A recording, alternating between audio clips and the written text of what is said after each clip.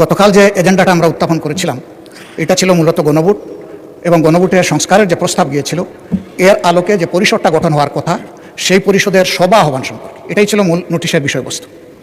এক পর্যায়ে মাননীয় স্বরাষ্ট্রমন্ত্রী একটা প্রস্তাব এনেছেন। এই প্রস্তাবে আমার বক্তব্যে আমি রেসপন্স দিতে গিয়ে বলেছিলাম, যেহেতু আলোচনাটা হয়েছে সংস্কার পরিষদের উপর, যদি এইটাকে কেন্দ্র করে কোনো কমিটি, বিশেষ কমিটি গঠন হয় তাহলে আমরা ইতিবাচকভাবে সেটা ভেবে দেখব। এবং একই সাথে বলেছিলাম যে সেখানে সরকারি দল এবং বিরোধী দল থেকে সমান সংখ্যক সদস্য নিলে এটা অর্থবহ একটা কমিটি হিসাবে রূপ নেবে বলে আমরা বিশ্বাস করি, যেহেতু আমরা এখানে এসেছি সংকট নিরসনের জন্য, সংকট তৈরির জন্য নয়। এর উত্তরে তিনি তার কথা বলেছেন। আমার বক্তব্য যেহেতু আগে হয়ে গেছে, বিষয়টা আমি ক্লারিফাই করলাম। কিন্তু যেহেতু এটা জন আকাঙ্ক্ষার বিষয়, গণভোটের বিষয়, প্রায় 70% মানুষের রায়ের বিষয়, আমরা প্রত্যাশা করেছিলাম যে আপনার মাধ্যমে প্রতিকার পাবো এবং সিদ্ধান্তের জন্য আমি আপনাকে আহ্বান জানিয়েছিলাম। কিন্তু কোনো সিদ্ধান্ত হলো কিনা আমি বুঝতে পারি নাই। এই বিষয়টা আপনার কাছ থেকে আমি স্পষ্ট জানতে চাই। ধন্যবাদ মাননীয় স্পিকার। বলেন। প্রতিকার চেয়েছিলাম, এ বিষয়টা কোনো দলের সাথে সম্পর্কিত না। যে বিষয়টা নির্বাচনের আগে সরকারি দল, বিরোধী দল সবাই একমত হয়েছিলাম, এর সপক্ষে কথাও বলেছি, ক্যাম্পেইন করেছি। আমরা প্রতিকার যে পেলাম না, এতে আমরা না, এতে দেশবাসীর তাদের রায়ের প্রতিফলন হলো না, মূল্যায়ন হলো না। আমরা বিরোধী দলে বসে এই অবমূল্যায়ন আমরা মেনে নিতে পারি না।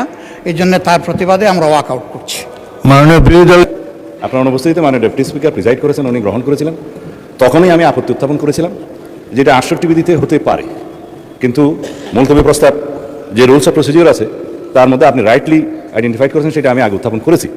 যে বিষয়টি আইন প্রণয়নের মাধ্যমে নিষ্পত্তি হতে পারে সেরকম কোনো বিষয় মুলতবি প্রস্তাবে আলোচনা করার বিধান নাই। এটা আপনাদের উদারতা, হাউজের অভিভাবক হিসেবে জাতীয় গুরুত্বপূর্ণ ইস্যু হিসেবে উত্থাপিত হয়েছে, আপনি আলোচনার জন্য রেখেছেন এবং সেটা 2 ঘন্টা আলোচনার জন্য সময় নির্ধারিত হয়েছে। উভয় পক্ষে আলাপ আলোচনা হয়েছে, কিন্তু এটা যেহেতু বিধি বহির্ভূত এবং আলাপ আলোচনা হয়ে যাওয়ার পরে পার্লামেন্টের প্র্যাকটিস হচ্ছে ইট ইজ টকড আউট, আলোচিত হয়েছে। সুতরাং আলোচনার পরে নিষ্পত্তি কী হবে সেজন্য ভোটাভুটি দেওয়ার কোনো বিধান নাই। শুধুমাত্র মুলতবি প্রস্তাব উত্থাপিত হবে কি না, উত্থাপিত হবে অথবা হবে না, তার উপরে ভোটাভুটির বিধান আছে। কিন্তু আপনি যদি তখন ভোটাভুটির বিধান দিতেন তাহলে পরে এই আলোচনার প্রস্তাব উত্থাপিতই হতো না। অথবা আরেকটা আপনার অপশন আছে, স্পিকার হিসাবে আপনি কোন মুলতবি প্রস্তাব বিবেচনা করবেন অথবা বিবেচনা করবেন না, আপনি এটা রিড আউট করে, এটা প্রিভিলেজ হলো অপোজিশন মেম্বার কেউ যখন সরকারি কর্ম বাধাগ্রস্ত করতে চায়, ব্রিটিশ পার্লামেন্টের নজির অনুসারে তারা ট্রেজারি বেঞ্চে আলোচনা যাতে এগিয়ে না যায় সেজন্য মুলতবি প্রস্তাব তোলার পরে সেটা মুলতবি হলো কি হলো না সেটা স্পিকারের ইখতিয়ার অথবা ভোটাভুটির ইখতিয়ার। তখন মুলতবি প্রস্তাবটা আলোচনা না হলেও প্রিভিলেজটা হলো যে তাদের উত্থাপিত বিষয়টা আপনাকে পড়তে হয়, সেটাই। আর আমরা কোনো মুলতবি প্রস্তাব এখানে রিড আউট করি নাই মাননীয় স্পিকার। উনি যেটা বলেছেন সেটা অসত্য বলেছেন। যেটা মুলতবি প্রস্তাব আমিও শুনেছি আজকে একজন বেসরকারি সদস্য উত্থাপন করতে পারেন, সেটা আপনাকে বিবেচনা করতে হবে, যেহেতু একই বিষয়ে আপনি বিরোধী দলের মাননীয় নেতার একই রকম মুলতবি প্রস্তাব আপনি গ্রহণ করেছেন। এটা প্রেসিডেন্ট হিসেবে as a matter of right বেসরকারি সদস্য সেটা ক্লেম করতে পারে। ধন্যবাদ মাননীয় স্পিকার। আপনাকে ধন্যবাদ। মাননীয় স্পিকার, দীর্ঘদিন পর্যন্ত এই দেশে কোনো নির্বাচন হয় নাই। মানুষ তাদের পছন্দের প্রতিনিধি নির্বাচন করতে পারে নাই। জাতীয় নির্বাচন থেকে শুরু করে স্থানীয় পর্যায়ে নির্বাচন পর্যন্ত প্রত্যেকটি নির্বাচন ছিল কারচুপিপূর্ণ। সে কারণেই একবার সংসদে আমি মজা করে বলেছিলাম, সুষ্ঠু হয়েছে নির্বাচন, ভোট দিয়েছে প্রশাসন, তাকিয়েছিল জনগণ, এর নাম বাংলাদেশের নির্বাচন।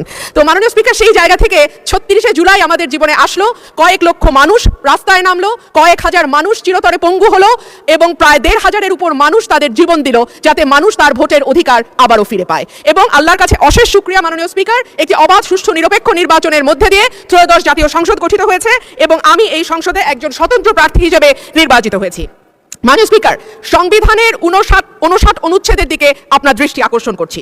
সংবিধানের 59 অনুচ্ছেদ বলছে, নির্বাচিত ব্যক্তিদের সমন্বয়ে গঠিত প্রতিষ্ঠান সমূহের উপর প্রজাতন্ত্রের প্রত্যেক প্রশাসনিক একাংশের স্থানীয় শাসনের ভার থাকিবে। সোজা বাংলায় বলতে গেলে স্থানীয় সরকার পরিচালিত হবে নির্বাচিত প্রতিনিধিদের মাধ্যমে। কিন্তু আমরা বিস্ময়ের সঙ্গে এবং দুঃখ নিয়ে লক্ষ্য করলাম, একটি নির্বাচিত সরকার ক্ষমতায় আসবার পরপরই স্থানীয় প্রশাসনগুলোতে প্রশাসক নিয়োগ করেছে। মাননীয় স্পিকার, যখন শেখ হাসিনা পালিয়ে গেল তখনকার পরিবর্তিত পরিস্থিতিতে অন্তর্বর্তীকালীন সরকার প্রশাসক নিয়োগ দিতে বাধ্য হয়েছিল, কারণ আমরা দেখেছি ইউনিয়ন পর্যায়ে, উপজেলা পর্যায়ে চেয়ারম্যান বা মেম্বার যারা ছিল তারাও পালিয়ে গেছে। কিন্তু এই অবস্থা তো মাননীয় স্পিকার এখন আর নেই।